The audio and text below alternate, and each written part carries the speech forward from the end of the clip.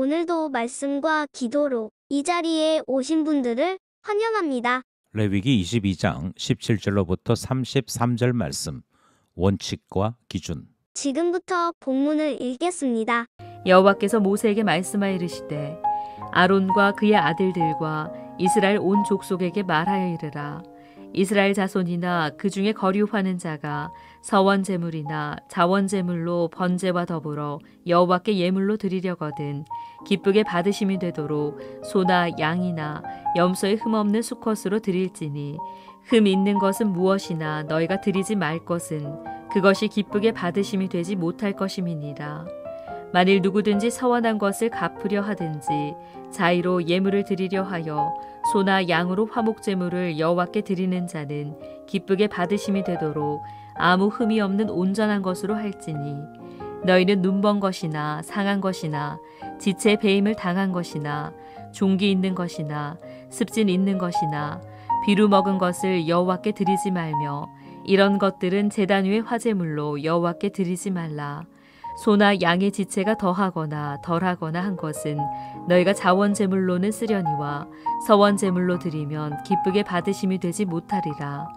너희는 고환이 상하였거나 치였거나 터졌거나 배임을 당한 것은 여호와께 드리지 말며 너희의 땅에서는 이런 일을 행하지도 말지며 너희는 외국인에게서도 이런 것을 받아 너희의 하나님의 음식으로 드리지 말라. 이는 결점이 있고 흠이 있는 것인즉 너희를 위하여 기쁘게 받으심이 되지 못할 것임이니라.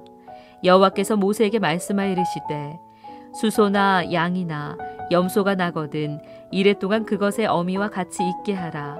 8째 날 이후로는 여호와께 화제로 예물을 드리면 기쁘게 받으심이 되리라. 암소나 암양을 막론하고 어미와 새끼를 같은 날에 잡지 말지니라.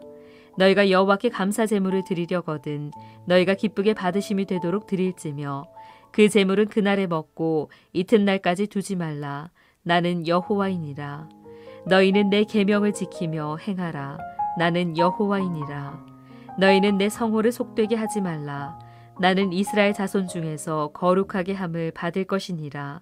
나는 너희를 거룩하게 하는 여호와요 너희의 하나님이 되려고 너희를 애굽 땅에서 인도하여 낸 자니 나는 여호와이니라. 본문의 중심 메시지입니다.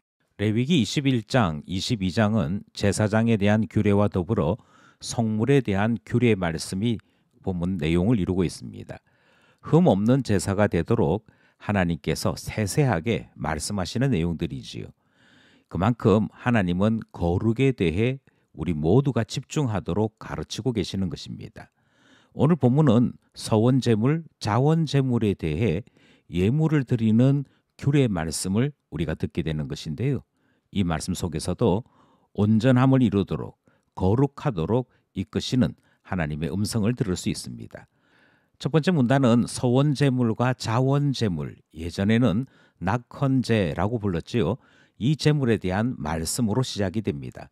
누가 드리느냐 그것은 중요하지 않고 제물의 결점이나 흠이 있느냐 없느냐가 중요하다 그렇게 말씀하십니다. 결점이 있느냐 흠이 있느냐를 살피는 것은 하나님께서 기쁘게 받으심이 되지 못할까 그것 때문에 살피는 일이 되지요. 이어서 제물에 사용되는 소나 양의 흠이 없는 기준이 무엇인가에 대해 말씀하십니다. 병이 없어야 합니다. 또 장애가 되는 것도 없어야 합니다. 심지어 피로해 보이는 것조차도 제외된다라고 말씀을 하시면서 건강하고 누가 보더라도 흠이 없는 온전한 제물만이 하나님 앞에 제물로 드릴 수 있는 것, 그것을 가르치고 있지요. 제물이 온전해야 할 것을 말씀하시는 이유는 전가의 원리를 살펴볼 때 아주 분명한 교훈을 담고 있습니다. 우리는 우리의 죄를 그에게 전가시켜 우리의 죄는 속죄를 받고 그 죄의 전가를 받은 제물을 하나님께 드림으로 우리 죄에 대한 대속을 이루게 되지요. 이 온전한 제물 되시는 분이 예수 그리스도이셨습니다. 온전하신 예수 그리스도께서 죄가 없으심에도 흠이 없으심에도 우리를 위하여 제물 되신 것을 생각할 수 있게 되는 것이지요. 또 예수님께서 이루신 이 온전한 제사를 통해 그 대속의 은혜를 입은 우리가 온전하게 되었다 하는 점도 이 흠없는 제물에 대한 말씀에서 생각해 볼 수 있는 것입니다. 서원제물과 자원제물에 대한 규정 말씀, 그 속에서 거룩함을 원하시는 하나님의 마음을 살펴보는 첫 번째 문단 말씀이었습니다.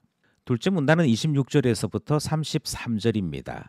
이 문단에서는 제물에 대한 거룩 규정에 대해 말씀하고 있습니다. 하나님의 자비라고 불려지는 규정인데요.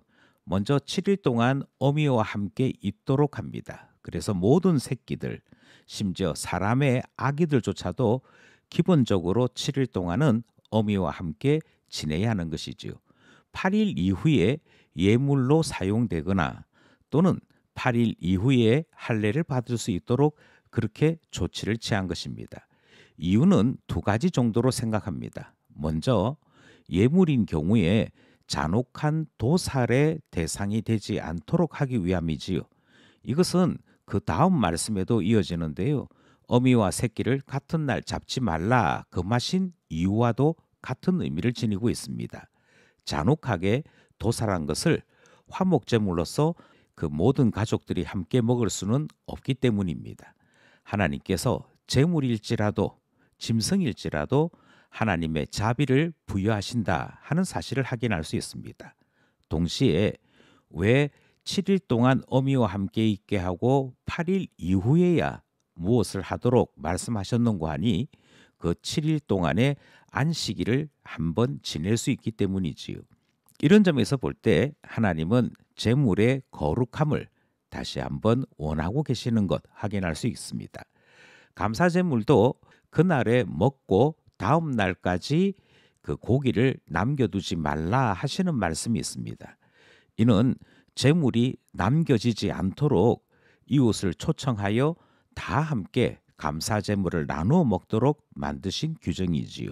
마지막으로 계명을 지키라 하시는 말씀과 또 성호를 속되게 하지 말라 하시는 말씀이 본문에 기록되어 있습니다. 이것은 하나님의 거룩하심과 구원 역사 때문인데요. 하나님께서 그만큼 이스라엘에게 거룩함을 원하고 계시는 것 우리가 충분히 확인할 수 있지요. 하나님은 이 일을 위해 애굽 땅에서 종으로 살던 이스라엘에게 구원의 놀라운 일을 행하셨다라고 말씀하시므로 이스라엘에게 거룩해야 할 것, 거룩함을 위해 부르셨음을 확인하는 말씀 함께 나눈 것입니다.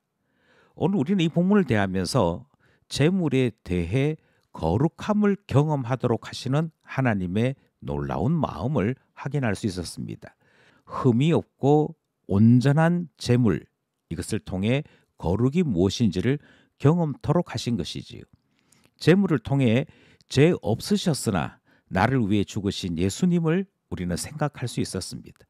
그리고 그렇게 흠없는 예수 그리스도를 통하여 십자가 놀라운 일을 베푸신 것은 우리를 흠없는 하나님의 자녀로 이끄시는 하나님의 뜻인 것도 알 수 있게 된 것이지요.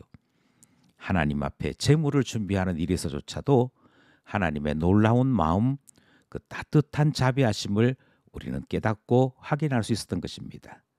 오늘도 말씀과 기도로 하나님과 동행하는 우리 모두 되기를 간절히 소원합니다.